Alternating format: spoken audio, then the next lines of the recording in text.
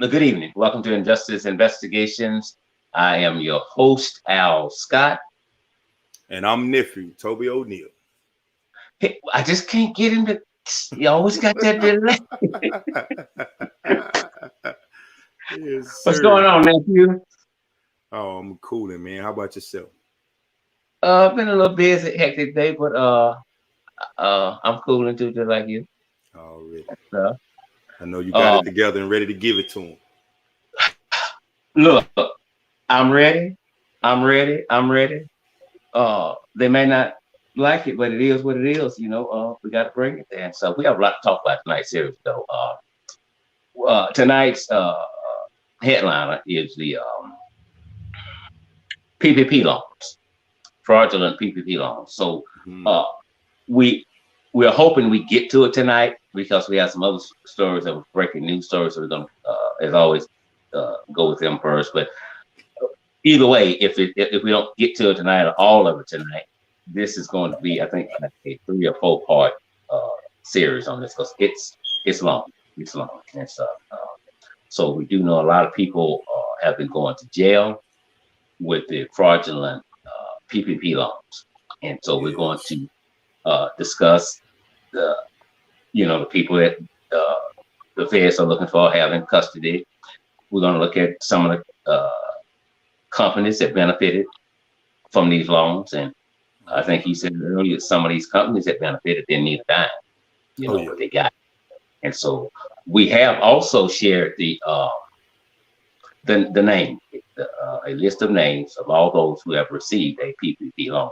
That link is on our Injustice Investigations page. If you want to go and look at that. And just as Oh, okay. often as we update that list, uh, we will continue to share it. And Okay. uh, Okay.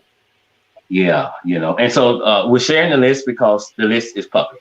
It's public, Most so definitely. yeah, exactly. So don't get mad at me and Toby for sharing the list. It's public information, baby. Oh, no. So, so Eric, who's that? Erica, good evening to you. Roberta, good evening to you. Tammy, always 100, never ever wish you ever be fake. Love you big time. Roberta's in the house tonight as well. A Powers, I haven't seen you in 13 weeks, 8 days, and 9 hours and 6 minutes. Hello. Faye is speaking to you, Toby. Hello, Miss Faye. How you doing? I can't see any comments. The key word was on somebody don't have. Yes. Tammy, before we get into this, Tammy says the key word was loan. So if you don't have a business, what the fuck were you thinking? You said a mouthful. You said a mouthful. That is the exact thing I was telling people. She said a mouthful. She did. And I'm a piggyback off there right now. Go ahead. Go ahead. When people came to me about it, you know what I'm saying? Because I deal with different people as far as business. I have a few businesses of my own, and I was Exactly. eligible for it, but I didn't get it. But the one thing I gave people 2 sets of advice when this first started, and they talked about getting a PPP loan. The first set of advice I gave was don't do it. And the reason why I said that was, think about it. Whenever there's a scam going on or a scheme going on and black folks get involved, we usually get the least benefit, but the most time. Woo! I learned that a long time ago. So that's why I That's him. told people at first, yeah, for real, like, don't do it. But then, just like she said, for the people that I knew wasn't going to listen to me and was going to do it anyway, I told them, I said, okay, if you do it and you get money, make sure you do one thing. If you have a business, invest in that business. If you have a service business, buy more tools, more equipment to better serve your customers. If you have a retail business, buy more merchandise. Invest in merchandise. That way you have more stuff to sell. Because like she said, it is a business loan. And just like I told people, if it ever comes to a point where people call on you to say, okay, what you did with that money, it would be much easier to say, I invested, even if you had to start a business, even if you had to take that money and use it to start a legitimate business, at least you can say, I made business purchases. It was all business. And if you say it's a loan and I have to pay you back, hopefully I bought the right stuff to the point where I can turn the profit and pay it back if it comes due later. That was my whole thing. Exactly. Like, and she said a mouthful. Exactly, she did. Mr. Odom, good evening to you. Candace Rice is in the house. Love you big time. Thank you for joining us tonight. Okay. Before we get to the loans, PPP loans, we want to discuss a story that we told you about. Was it last night, Toby? Yeah, I think we did. No, it was Friday. Friday night. Okay, I think we did. Okay. Oh, incidentally, breaking news story: the Biden administration has now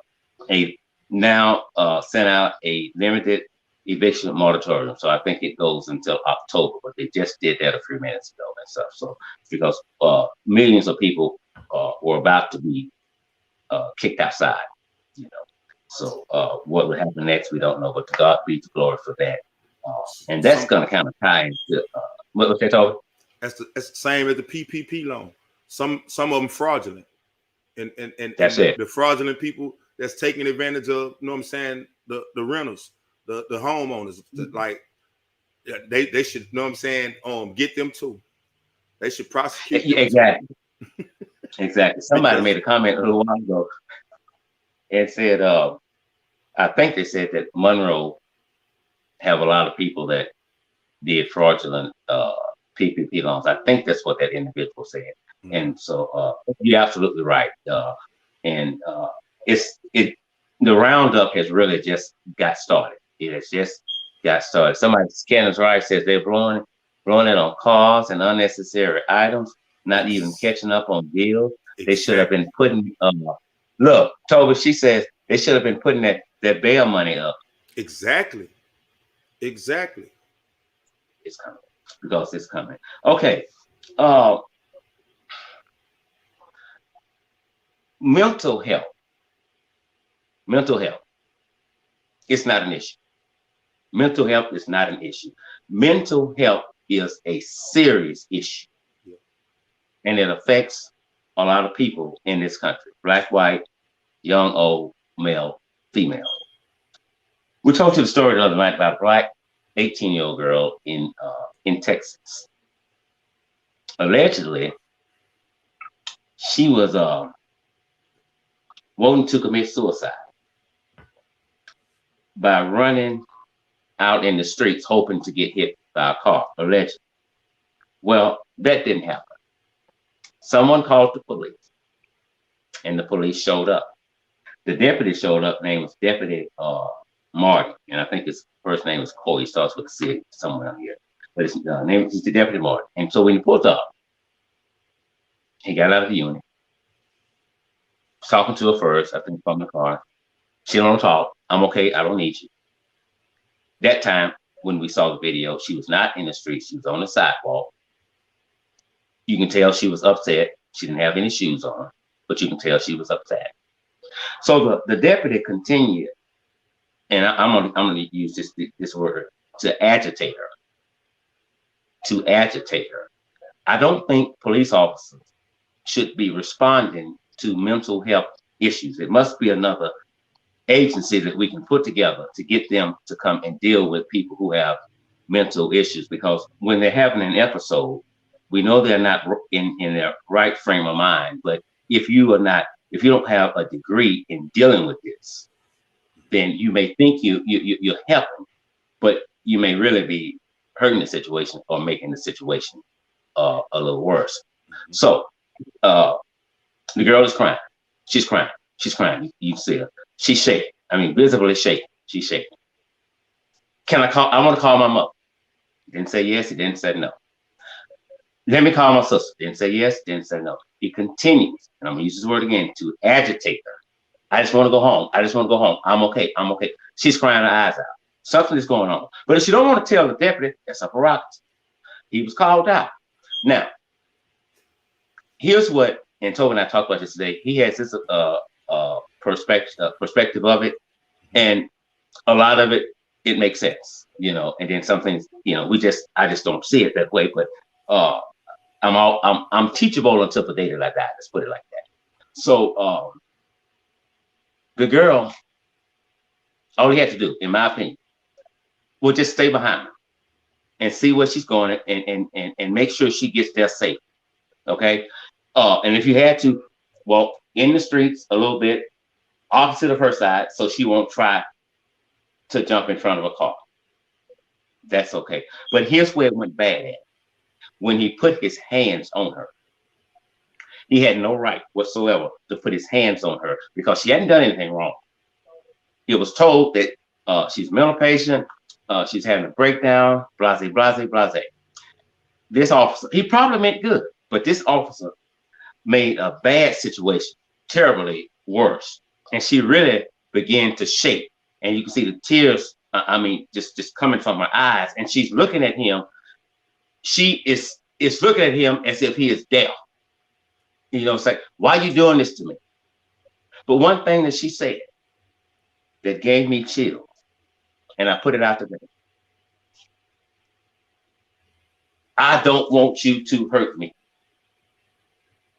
This is what the 18-year-old said to the deputy. I don't want you to hurt me. When she said that, it gave me chills. When I listened to it again today, it gave me chills. So why would she say that? She said that because of two reasons. She's black and he's white. Black people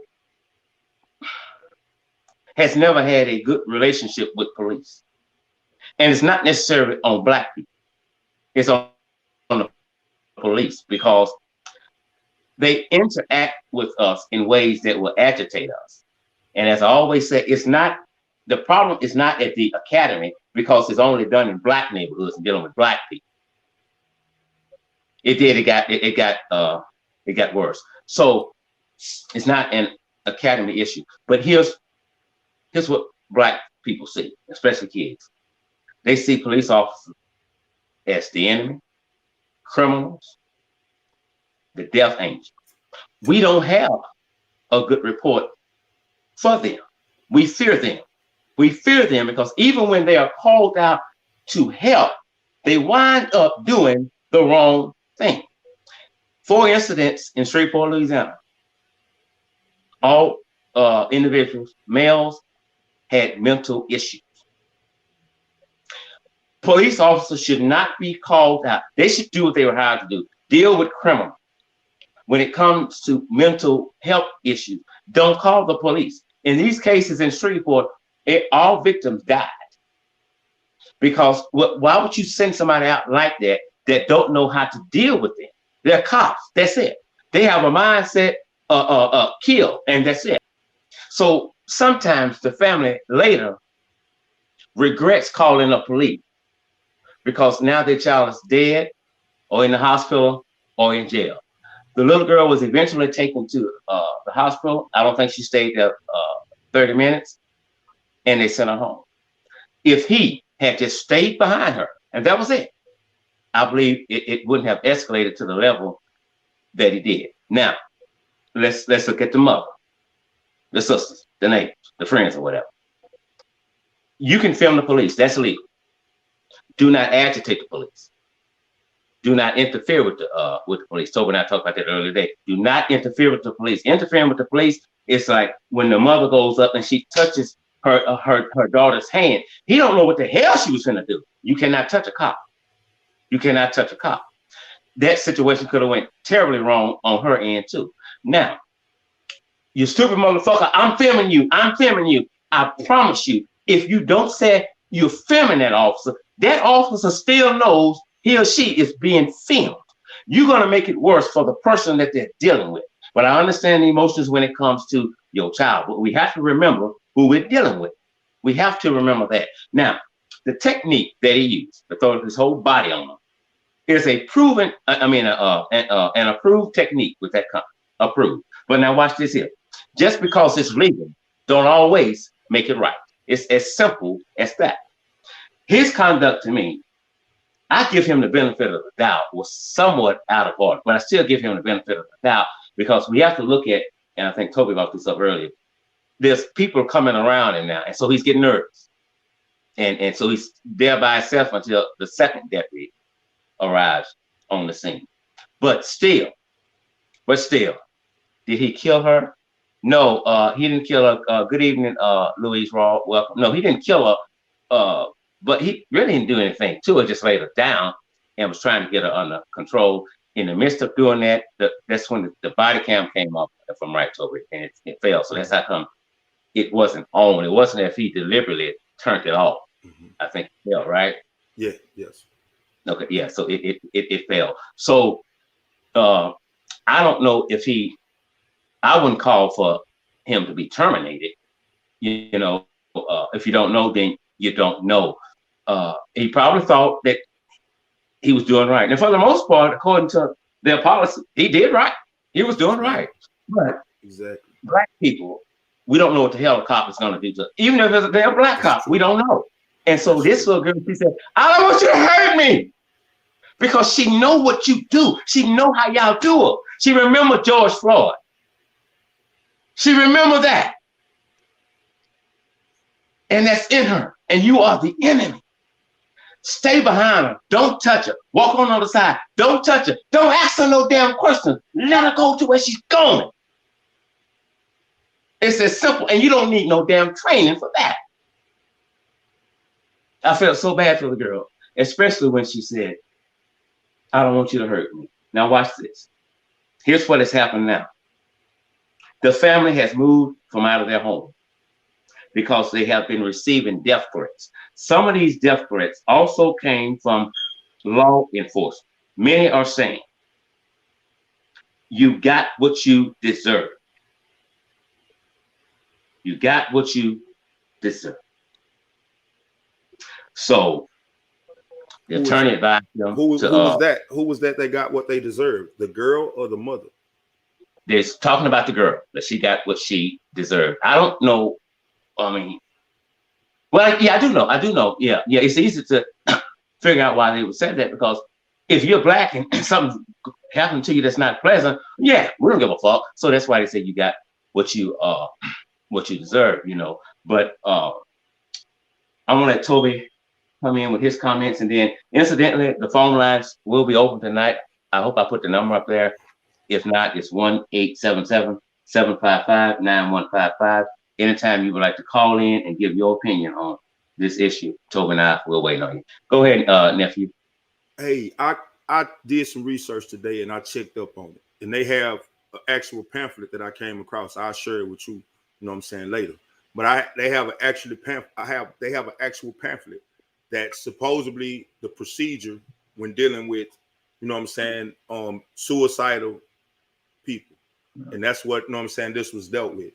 And the one thing that I have, you know what I'm saying, to look at in that situation was when I watched the video, you know what I'm saying, what I saw was when he got to the point where he was, you know what I'm saying, grabbing her arm, if what I saw in that video was when he grabbed her arm and said, hold up, I can't let you go. If seconds after he did that, a car came down the street that way.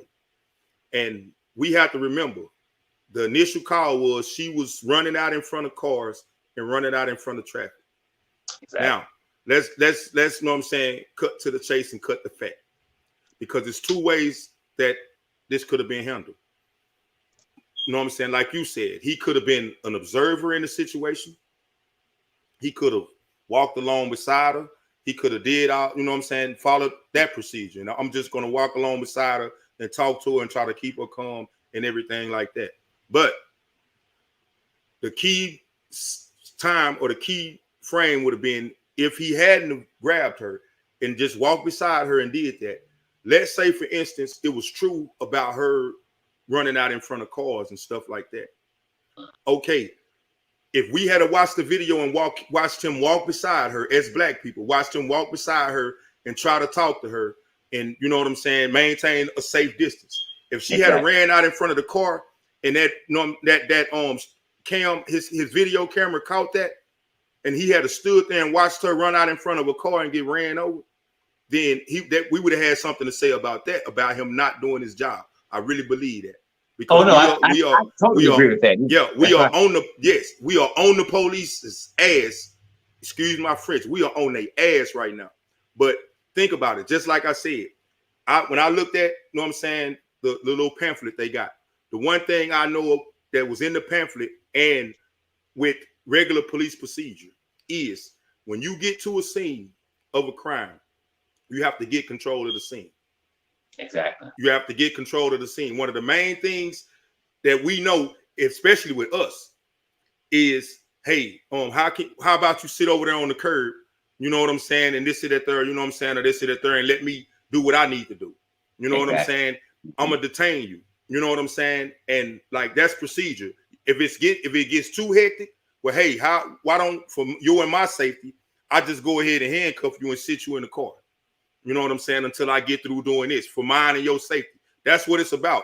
The main thing in those situations when you're going by police procedure is for your safety and mine. And in that pamphlet, they make them aware of the fact that if it's a suicidal person, you have to be aware of that person harming you. You have to be aware of a person maybe in the mind frame that they're going to go out with suicide by cop and because all of that play a part in mental issues. And just like I said, he's not trained. He's trained as far as they train him.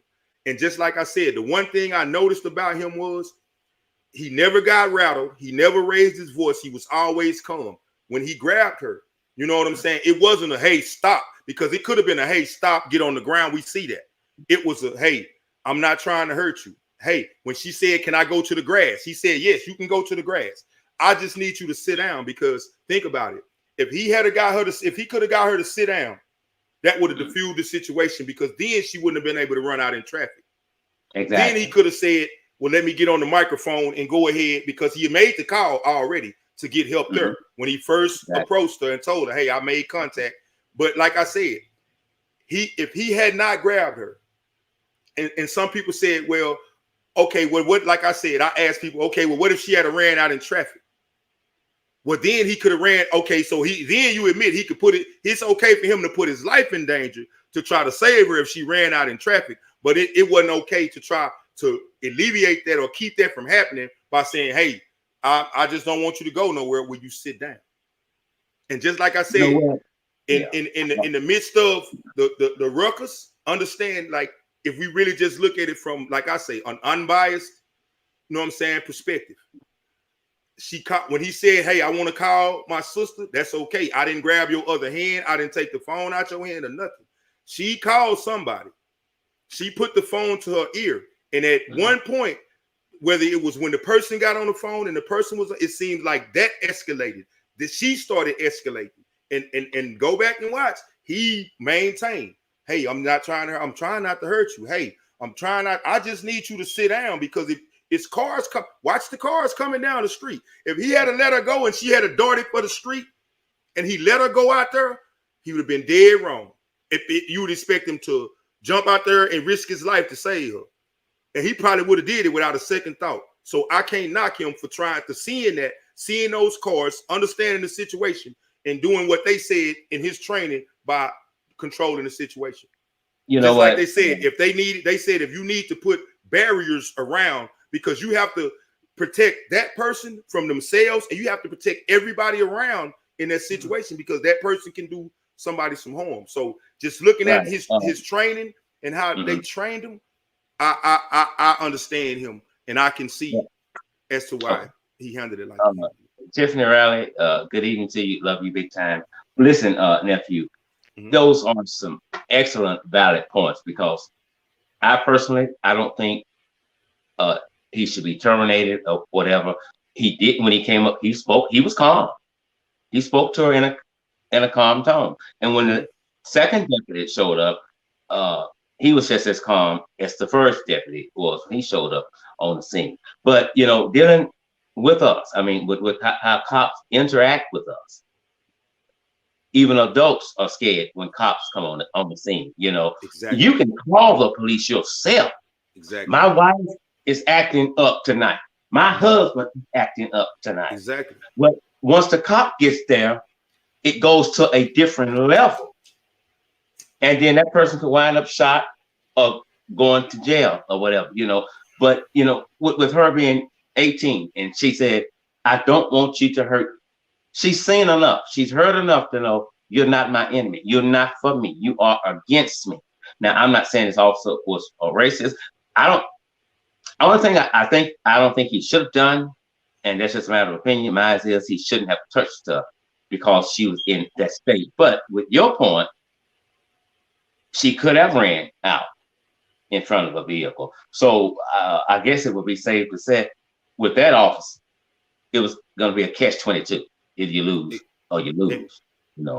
But and like we was speaking on earlier, you know what I'm saying? If we're gonna just because basically we are saying, just like we say as black people, if you're not a part of the solution, you're a part of the problem. So basically, he just got lumped in with all the rest of the officers. You know what I'm saying? And we automatically assuming, you know what I'm saying, when just like I said, if we knew this guy, or if this guy actually sat down and talked to us. We have a call coming in. Okay. There's someone said something a minute ago. Okay. Good evening, caller. You're live on air. What's your name and what state are you calling us from tonight? Hi, my name is Benz, and I'm calling the state of Wait a minute? Can y'all hear her? No, I can't. It's breaking. No, they can't hear you. A little bit. She says, "Hang on." That's all the volume you have. Yeah. Okay, we'll get you a phone soon. Okay. Okay, go ahead. What you got? Talk to. No, I was saying that I both sides. I was thinking they would here in Shreveport and everywhere. When they get a mental, I don't want to call them that, but it has mental issues, they should call someone else besides the police. You know, maybe call somebody that is psychiatric or something like that. Have an advocate for them, you know, and they know exactly how to handle. They can intercede for the police when they know the police, you know, should put their hands on them. I do see what Toby saying, because he would have been upset had the young lady ran out in that street. You know, been upset. You know, he didn't do anything. So I can see both sides. I don't think either one of you guys is wrong, but I can understand her being frightened. Everything that's going on and that's going on, I can see her being afraid. I can see. And she was upset. This was a young lady, a young girl, and it's no for her to have it. That's why I said they keep asking to work along with the police department. They keep dispatching just like dispatching. Exactly. I agree. Okay, caller. Go ahead. What you said, Toby? No, I said I agree with her 100%. You know what I'm saying? That's my only thing is, like, we can't, you know what I'm saying, fault the officer unless we can say for sure that he had ill intent. And it's nowhere in the video, you know what I'm saying, that showed me, that made me feel like he had ill intent in the situation. And that's what I'm saying. And I totally agree with that. Yvette, this is my sister and Toby's aunt, Yvette. Hey, auntie. Okay, okay. I need you to go and fix your phone, okay? And then we'll talk. Now I can hear you. I love you. Yes, I did. Talk to you in a bit. Bye-bye. Okay, Toby. I want to respond to Miss Davis' comments. Miss Davis said that is not proper procedure to call a mental health person out, even in the institution. You call security to restrain the patient. Let me say this to you right there. First of all, I want you to realize what you're saying. Proper procedure. Legal doesn't always mean right. If you can call a security guard to come and restrain someone, surely you can call, a mental health person out to deal with them. I think that is the best way for both sides, because these people have a degree in dealing with mental illness in individuals. So when you call a police officer out, he don't know what the hell is going on. He don't know how to deal with it. Has she robbed the bank or stole something out of a store? That's his specialty. That's what he specializes in and stuff. So it's kind of like Toby, when we have a hostage situation, right? Mm-hmm. Well, you have police on the scene, but until you get a hostage negotiator out there, all hell could break loose. Because they studied that they have patience, they can listen, blase, blase. But it usually turns out bad when you call the police. But in defense of Deputy Martin, I think Toby just said it. I don't see no ill intent. I think he was really trying to help. And from what he was taught in the academy, Toby, that's what he did. Okay. You know, but I don't like the procedure, but that's what he did.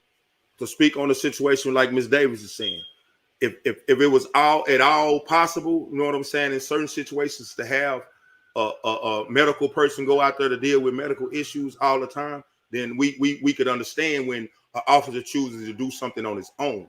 That would be like him choosing to not follow this procedure and call somebody out that they call him out. And just like she's saying, in order to serve and protect, you know what I'm saying, you have to go to the scene and get the scene under control. Let's back up. Do you remember the situation where the officer walked up into a situation where the girl was about to stick a sword through the other girl? Okay, if he had hesitated right then and said, okay, let me, try to go to procedure, let me try to talk to her, or then that girl would have died. That girl would have died. He walked up and he made a split-second decision to act, and it saved somebody's life.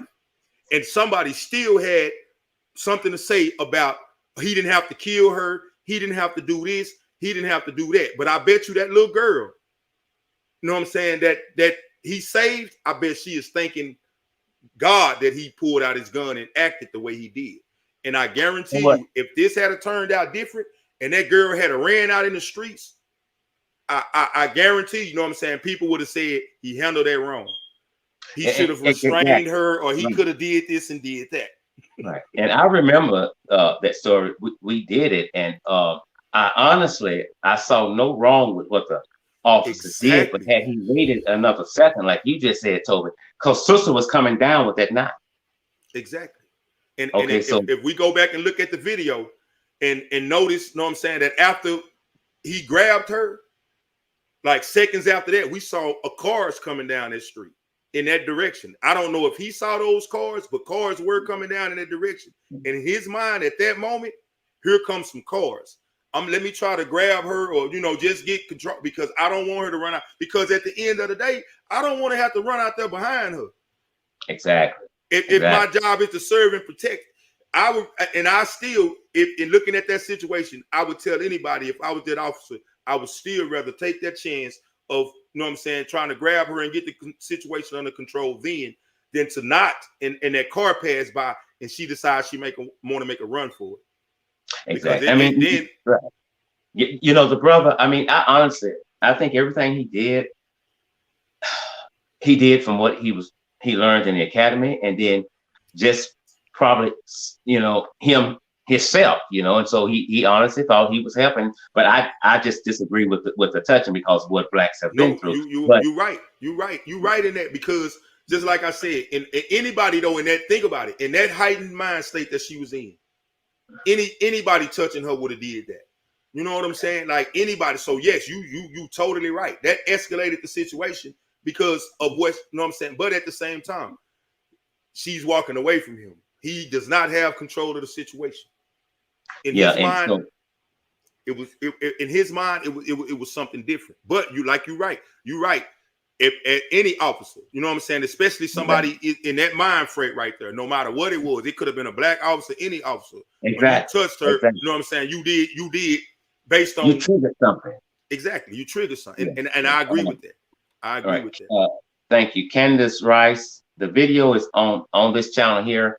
I think we shared it yesterday, but it's on this YouTube channel, or you can find it on Injustice Investigations Facebook page. So yeah, Toby, you got a lot of valid points, because if he has to run out there behind her, then he's also putting his life most definitely in danger. Yeah, but I'm not in agreement with him being terminated. I don't think there should be any penalties on him, so to say, because he was doing his job. He was doing his job. And then on top of that, we don't know. We don't know, you know what I'm saying, how bad the situation could have escalated. We could be sitting here talking about she ran out in the street and got ran over and dead right now. That's what we could be talking about. Exactly. But something you said that I didn't pay attention to until you brought it up tonight, that when she did get someone on the phone, that person, whatever she said of that person, that got her more angry. And think about it. Like I said, he escalated the situation, but he held her arm for a minute. She didn't really blow up until she got somebody and put that phone in her ear. Exactly. And then it was blowing up. And then, just like you said, at the escalation at that point, think about his mind. Say at the escalation at that point, what are you about to do? Because you grab it and then you slung away. I don't know if you finna make a run for it.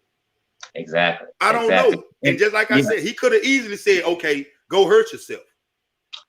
With that made him respect him more as an officer. If he said, "Okay, I'm not gonna do all of this. If you want to hurt yourself, hurt yourself." That's it.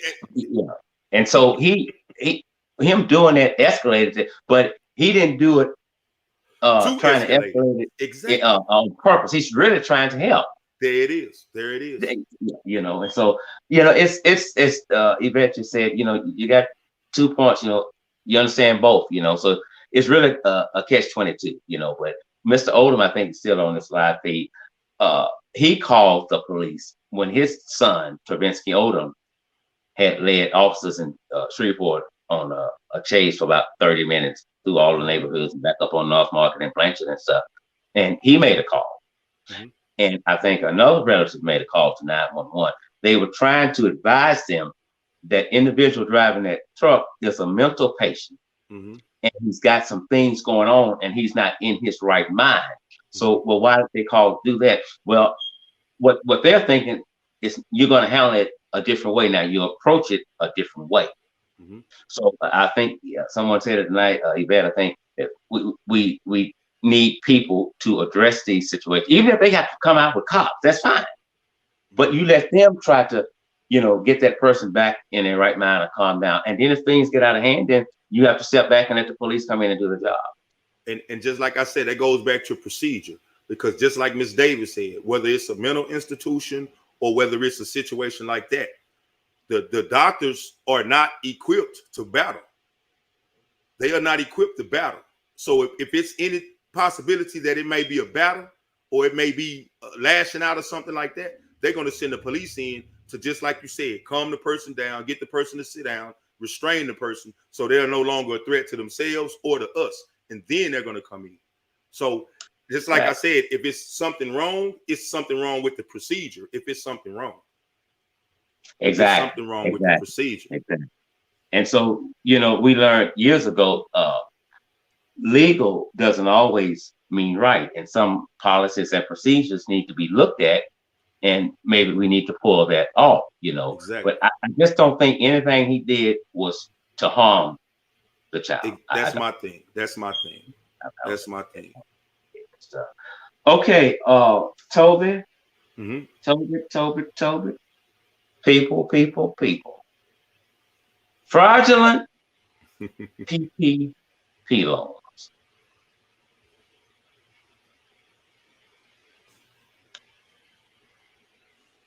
The government is out of billions of dollars from fraudulent PPP loans. The Justice Department has wasted no time in hiring extra people to bring those in custody for who ripped off the government. Now, some Toby did it unintentionally. Mm-hmm. They messed up. Some intentionally did. Mm-hmm. If you, that's still an intentionally did. If you did that, your name is somewhere on a list. Might not be tonight, might not be tomorrow, but they're coming for you. this is a very, very serious issue, because if you own a business, and you get the money, you should pay your employees, right? Am I right, Toby? Oh, most definitely. Most But definitely. That's what it's for. That was exactly, what it was for. that's it. And so, because we know your business has suffered through this pandemic, Mm-hmm. and we're gonna help you out. Well, some was getting 10,000, 20,000, 30,000, 24 million, 25 million, 40 million. And most of those were fraudulent. They were lying on the documents. I think this last year and this year up until this day, I think Walmart had their best year for flat screen TVs, Oh yeah. because they were, I mean, we saw a girl about two or 3 weeks ago, me and Cynthia in Walmart. I said, that's one of them there. She bought 2 TVs. She bought 2 and a host of other things. Well, one of the easiest things you can put down to try to fraudulently get along is that I do healthcare. We'll go with that for tonight. Healthcare. And I do it in my home, blase, blase. And then you fill out the necessary paperwork, and then it comes. Supposed to pay your employees and keep your business running. There are a lot of businesses in Shreveport that are on that list. There are a lot of individuals in Shreveport, Louisiana, that are on that list. That list goes all over the country, and it's regular. It's updated to who they are looking for, and the penalties for lying to the government is going to be hard. One brother in Dallas, Texas, got $25 million for his business. He bought a Mercedes Benz. I think he bought a Bentley. Yeah, he bought a Mercedes Benz. He bought a Bentley, and he bought homes and laid them all out. Some went on lavish trips. One company here in Shreveport, I'm gonna call their name. They're on the list. They gave their employees a raise. Didn't I share this with you earlier, Toby? Yeah. Tell you Yeah. about yeah. I didn't actually guess how much the raise was. Well, they got a raise, man. We're gonna give y'all a raise. He got millions. He gave his employees a 25-cent raise. Most of them walked out that door.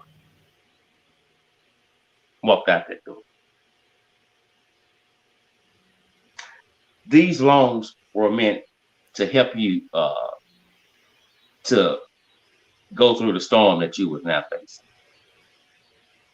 But my thing here, and we're going to continue this again tomorrow night for the sake of time. Here's my biggest problem, because we got to bring in Joel Osteen. Oh, he did wonderful. Oh, he bought all kind of vehicles and boats and planes. A lot of businesses that were getting the loans actually did not need them. They did not suffer. And I don't think a funeral home on the planet suffered. I mean, they might have, but I doubt it. I mean, this last year was probably one of the best years, along with this year. Miss Davis says, I'm not for you. Do the crime, do the time. They all should be put up under jail. I got you. And you know what? That might sound harsh what she's saying, but I understand what she's saying, because some people really needed it, but they could not get the loans. Okay. Yep. Now, so Toby, let's get to the part where, how was it? So it was so easy to do this. Surely the government have to take some blame for this, right?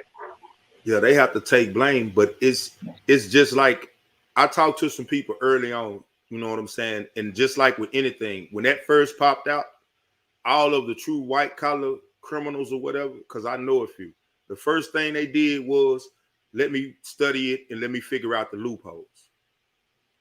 That was the key. And once they figured out the loopholes, It was a simple procedure. Find the lender, with the most lax or relaxed rules. File the right documents and create the right supporting documents to back it up. And just like I said, I'm gonna show you how we as Black folks get caught up in some stuff, and hopefully this will help people in the future. But understand this, just like with the tax fraud and everything else, when there is a crime involved and there is a big money crime going on, Black people are usually the last ones to get the memo. And by the time Black people start getting in, it's already crumbling around everybody else and they getting out. Exactly. And think about this, because this is the same government who we say is never does anything for us or not for us. They've oppressed us forever. Like, we should have been the ones that knew if anybody they're gonna come after anybody for this, it's gonna be us. That's it. We should have knew that, you know what I'm saying, from the beginning. Exactly. If they don't go after Joel Osteen or nobody else, they're gonna come after us, because it wasn't made, you know what I'm saying, for us. It wasn't made for us. So just like I said, if we were eligible and if we got it, that's good. But at the same time, the fraudulent, you should know what's coming with that. Exactly. As soon as they run your name through the system and it come up and it's a B beside it for Black, like, you already know, we get priority when it comes to criminal stuff. We get top priority. So understand that you knew what it was going in. So your excuses will not hold water, Exactly. But without going into details of how we, some people were able to pull it off with ease. Candace Wright says there's a lot of resident addresses on that list more than one time. She's exactly right. So now, here's what we know.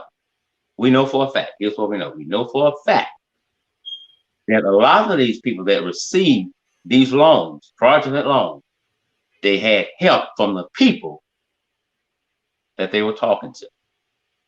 The ones that was processing that loan. Think about it. Some of those, watch this. Some of those, and they're in Shreveport too, a lot of them,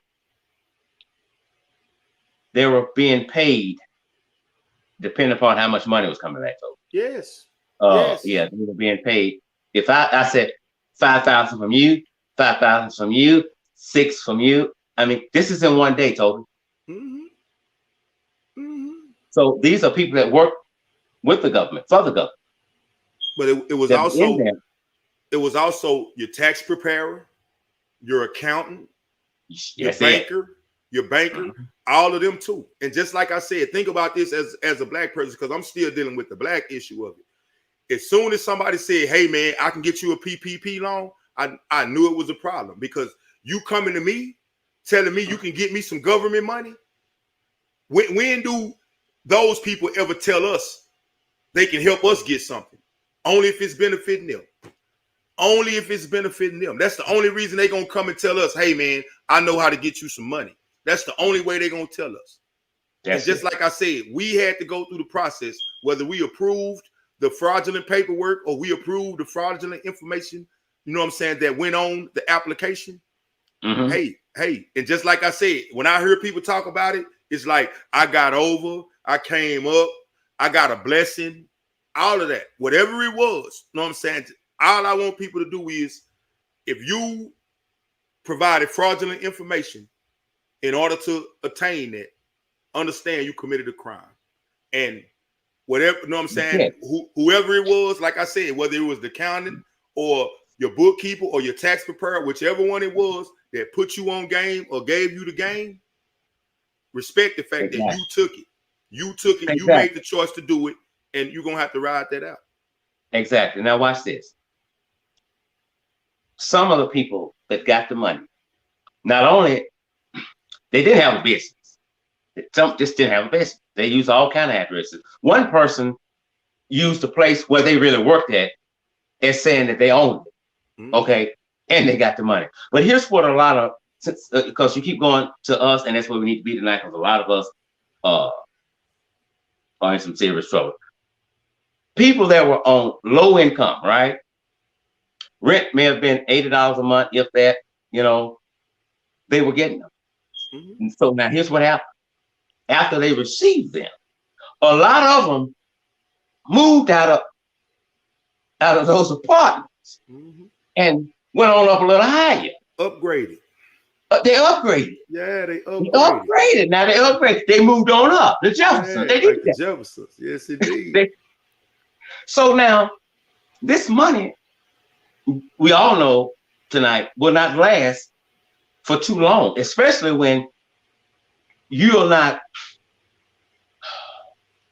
used to big bucks like that. So we know you don't know how to manage that money.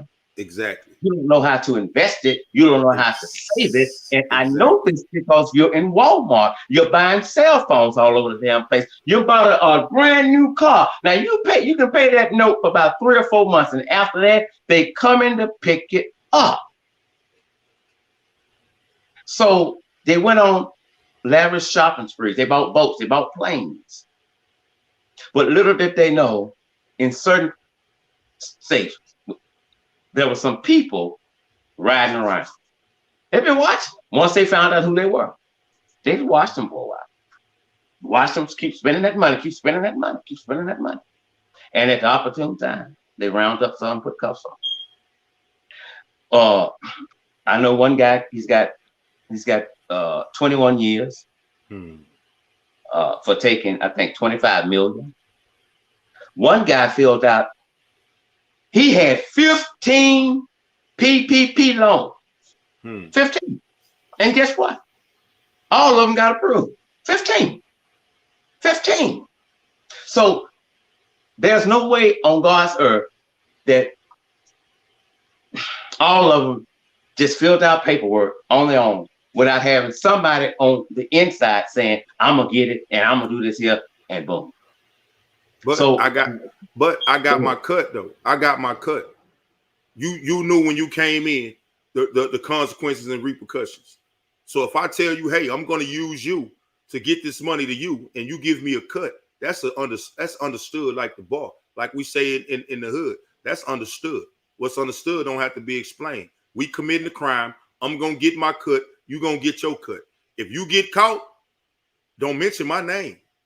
Don't mention my name, because I haven't did anything to you. We both willingly got in this situation together, and we both knew the consequences. If they come to your house, don't mention my name. Don't send them to my house.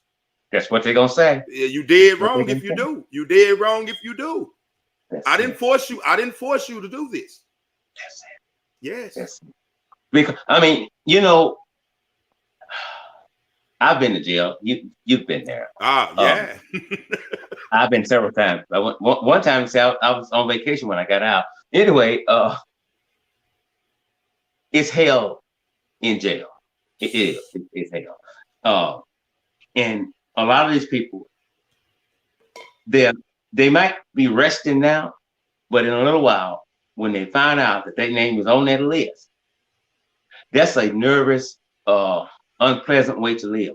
When you know any day the police could knock on your door because of what you have done. Go ahead.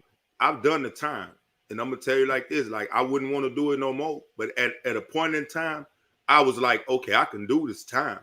The thing about it was to do some time and then come out having a negative balance of 25 million that you have to pay back.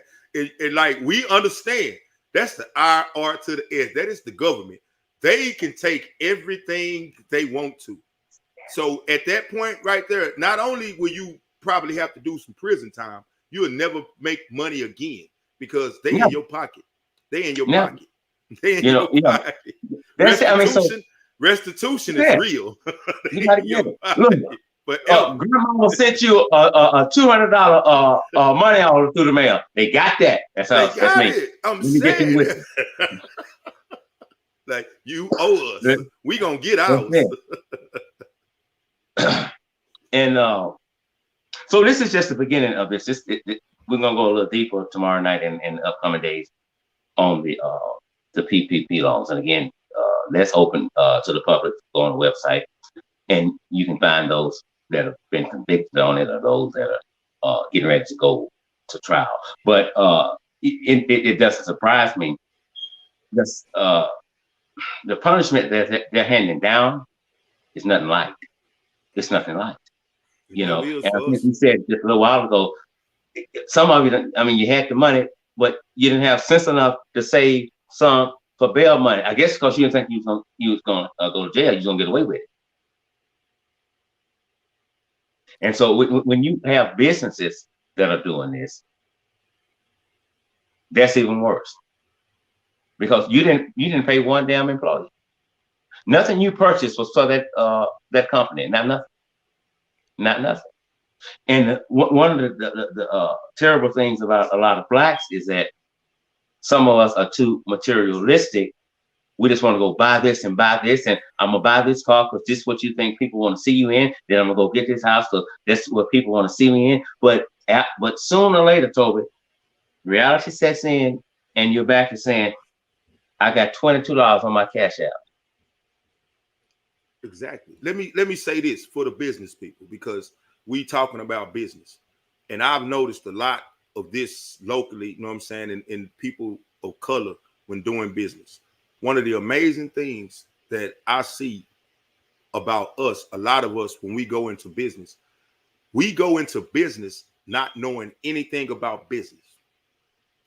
And that kills me because I have watched people start businesses and try to open businesses without even so much as Googling how to start a business and reading a few articles, without even so much as going to the SBA. You know what I'm saying? The Small Business Association, and checking out what kind of resources they have. I've seen a lot of people waste a lot of money trying to start a business when they had no earthly idea on how to start a business. That information is out there. It's free. It's free. Yeah, you know what?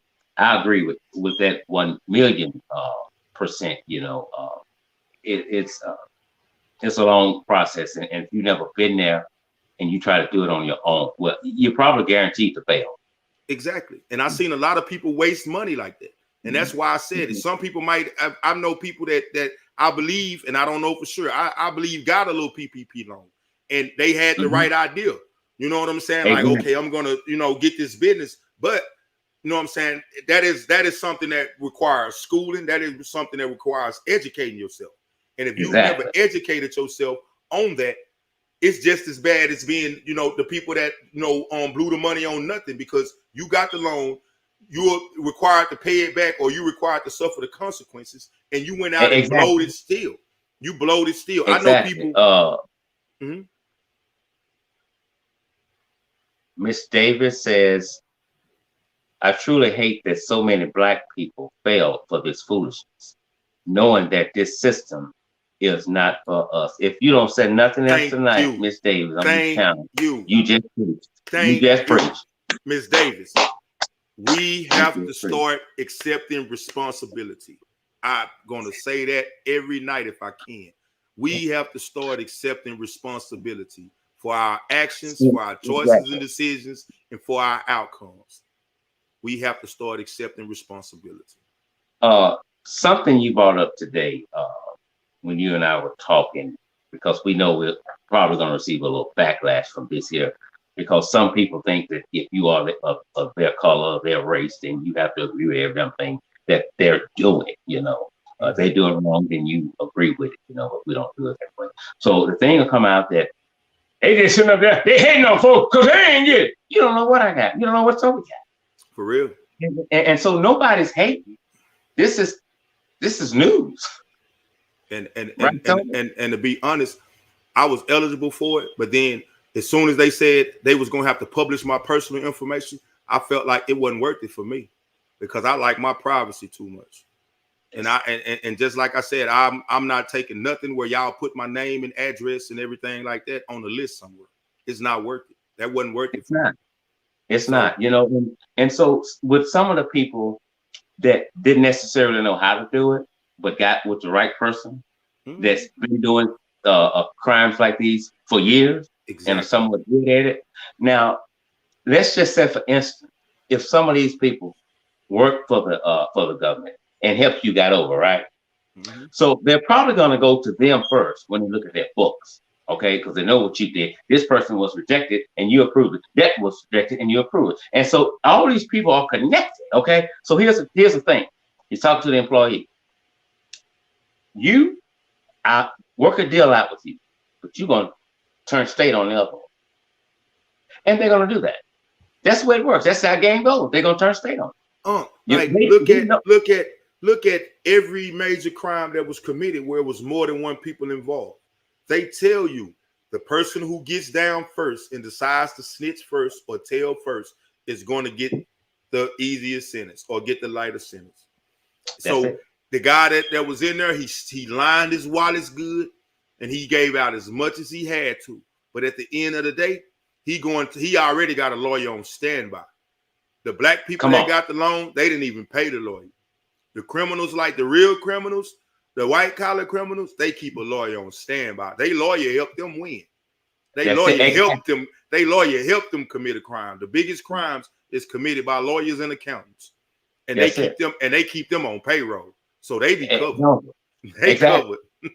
and they've been doing that for a while, so we know they're extremely good at it, you know. Exactly. But you're super stupid. You don't know, as she just said, you don't know anything about business.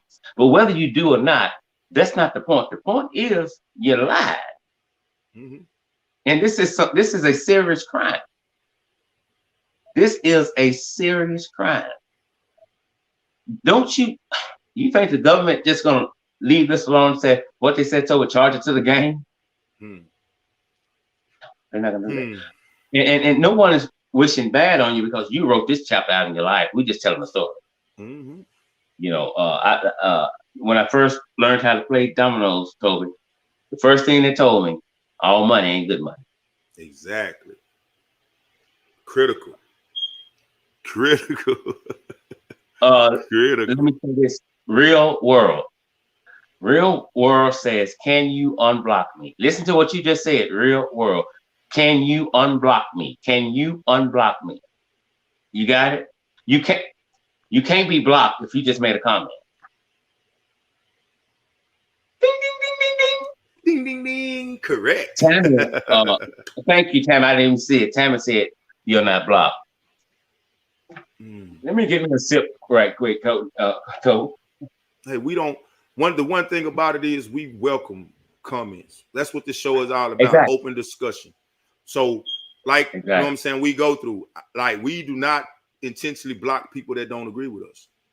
Because an open discussion means that everybody is not going to agree. But grown-ups are able to agree to disagree. Grown-ups are able to voice their opinions and voice their views without being disrespectful. And that's all that we ask. That's what we demand.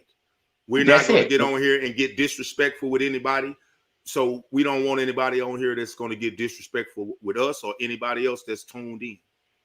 Exactly. And I'm glad you brought that up too, because if you get blocked, you're not blocked because you disagree with me and Toby or someone on this live feed. You got blocked because your comments were disrespectful. And that's when you get blocked. That's when you get blocked. We don't just block you because you don't agree with us. You know, that's not why we do it. Okay, Toby, I'm gonna let you answer this before we get out of here. Real world says, I have a business and I didn't get that loan. Well, if you have a business and you didn't get that loan, that means you didn't if you have the paperwork and you qualified, then you didn't know. I really can't say if you filled out the paperwork and you applied, you may be one of the guys that got holed up because everybody else is getting over. You know what I'm saying? That's the case. That's the case in a lot of situations because a lot of it was frozen because they realized we gave so much away. We got to stop giving it away, and we have to be more diligent about who we give it to so we don't end up giving more fraudulent money away. So that may be the case with a lot of people who haven't, received their loans yet. But since you brought that up and asked that question, I'm business oriented myself. I help with resumes. If you need to update your resumes, cover letters, business plans, marketing and promotion plans, sales plans. I'm here to help with all of that. And you know what? Yeah. And what's that your business page on Facebook? I have a couple of them. I have O'Neill Residential Services.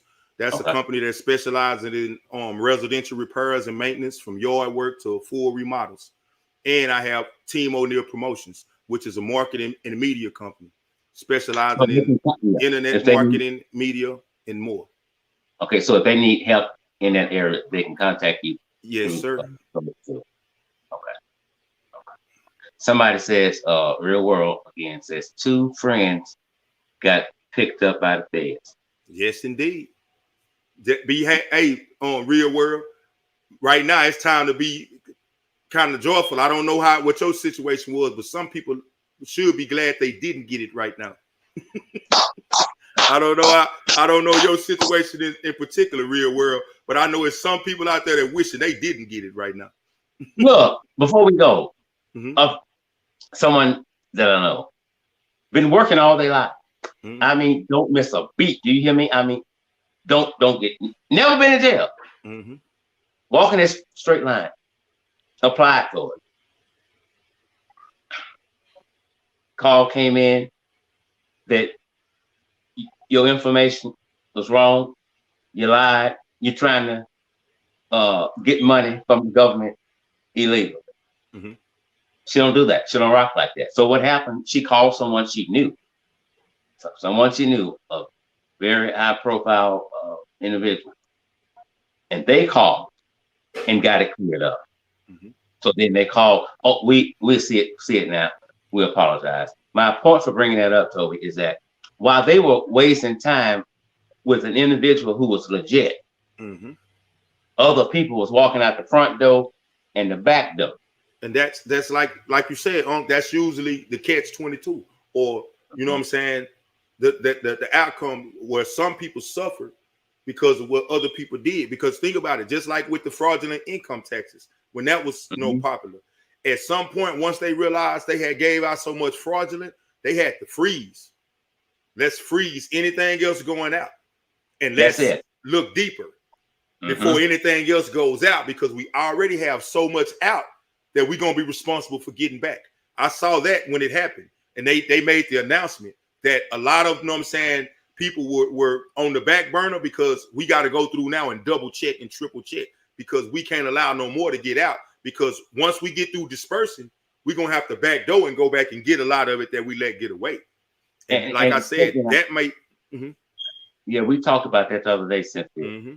And I, you know, and that's sad, because you have legitimate people that's losing out, that need that help. Like is it Ellen Granberry says, I'm legit, and I've been a professional hairstylist for 32 years. I applied for the PPP and still I'm still waiting on it, because the frauds are getting all the money. There it is, and that's the repercussions, because so many people. It's just like a bank that's loaning, you know, got an open loan program. Any bank, if so many people they realize, okay, so many people have fraudulently got money.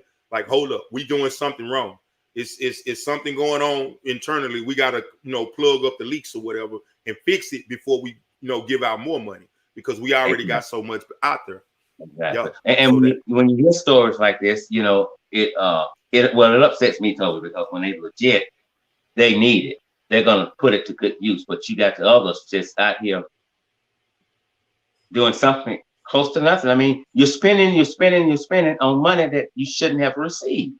But people that need it are on hold till they can figure out how in the hell how did we miss all this money? How? And say, if you got the little money and you stunned it and you balled out in front of your friends, don't call them when you go broke, because they laying dead to wait. You know what I'm saying? To wait till you leave to say, oh, look at him, he broke now. He had all that PPP money. Now he ain't got nothing. They waiting on you. You know it's waiting coming. on you. They waiting on you. You know it's coming.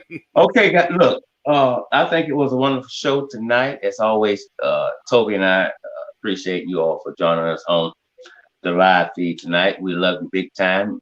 You got Toby's information if you should need him for anything. You have my information if you should need me for anything. If you should feel generous, if you got that money, or you have some money tonight, you can put something in the Cash App and the PayPal thing. Don't bother me. If you put $1 million in it, I ain't gonna say that.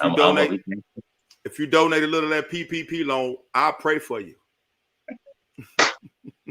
Look, here's what I want to do when we got to go stop. I'm back. Here's what I want to do. They got this guy, right? Mm-hmm. He's selling miracle water. You see that commercial? What? No. Yes. And people come and testify. And the doctor said, they just have to cut my leg off. And I just took 2 sips of that miracle water. Oh, now they're standing up, right? And so they have a 1-800 number that you can call and talk to you about it and pray with you, okay? I want for you and I to call them doing a live broadcast, okay?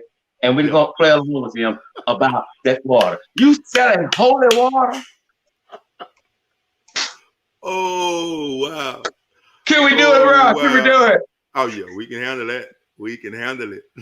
I'm in the market for some holy water.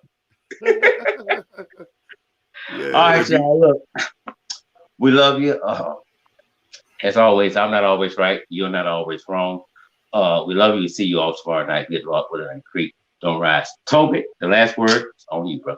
As always, thank y'all for spending your time with us, giving us your time, and hopefully we didn't waste it. We'll see you next time. Y'all have a good night. Good night.